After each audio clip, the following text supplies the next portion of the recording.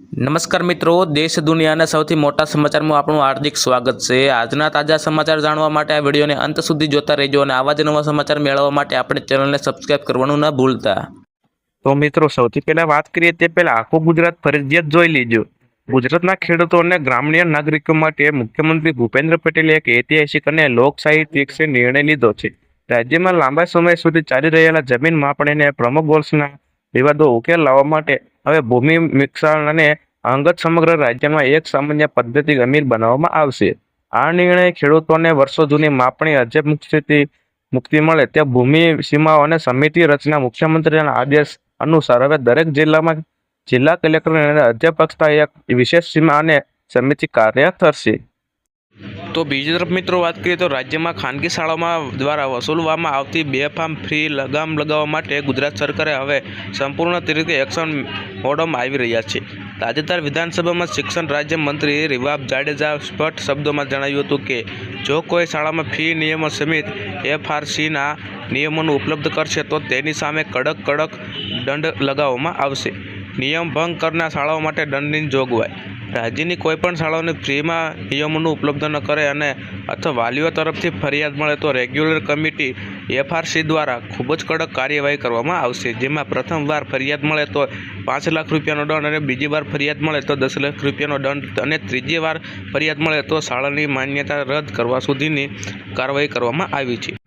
તો મિત્રો બીજી તરફ વાત કરીએ તો હજી સુધી તમે આ વિડીયોને લાઇક ન કરી હોય તો લાઇક કરી દીજો અને આ આપણી ચેનલને સબસ્ક્રાઇબ કરી દીજો। તો આવો જાણીએ, સરકારે મહિલાઓ માટે મહિલાઓ સ્વાવલંબન યોજના શરૂ કરી છે। આ યોજના હેઠળ મહિલાઓને વ્યવસાય શરૂ કરવા માટે 2 લાખ સુધીની લોન આપવામાં આવશે।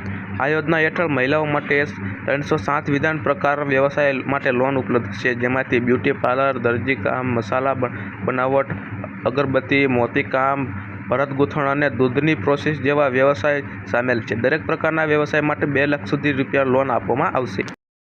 તો મિત્રો હવે તૈયાર થઈ જજો માવઠાની શરૂઆત। 28માં જેમ ઉનાળાની શરૂઆત સૂર્ય દેવતાએ આકાર તેવર બનાવવાનું શરૂ કર્યું છે।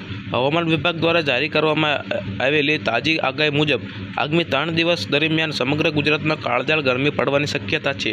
ખાસ કરીને સૌરાષ્ટ્ર અને ઉત્તર ગુજરાતમાં હીટવેવ અને પગલે ઓરેન્જ એલર્ટ જાહેર કરવામાં આવ્યું છે। બીજી તરફ આજે રાજકોટમાં 42 ડિગ્રી પણ તાપવામાં આવ્યું છે। અમદાવાદમાં 41 ડિગ્રી તાપમાન અને ગ્રીન સિટી એવા કે ગાંધીનગરમાં તાપમાનનો પારો 40% પણ પહોંચ્યો છે। હવે મહત્વના વાત કરીએ તો સુરતમાં કેન્દ્રીય મંત્રી CRC પાર્ટીએ મોટી જાહેરાત કરી છે। આ જાહેરાત બાદ ખેડૂતોને પર ખૂબ જ મોટો ફાયદો થશે। ખેડૂતોને તેના બંધ થયેલા બોર શરૂ કરવા માટે હવે 90% જેટલી સહાય આપવામાં આવશે। CRT પાર્ટીએ કહ્યું છે કે રાજ્યમાં પ્રથમ તબક્કામાં 24,000 જેટલા બોર બનાવવાનો સરકારનો સંપર્ક છે। CRC પાર્ટીએ કહ્યું છે કે જ્યારે વધારે પાણી ભરાય છે ત્યારે બોર બનાવવાની ઘણા ફાયદો થાય છે। તો મિત્રો આજના વિડીયોમાં આપને કંઈ પણ જાણવા મળ્યું હોય તો આ વિડીયોને લાઇક કરી દેજો અને આપણી ચેનલ પર હજી સુધી આપણે સબસ્ક્રાઇબ ન કરી હોય તો ચેનલને સબસ્ક્રાઇબ કરી દેજો।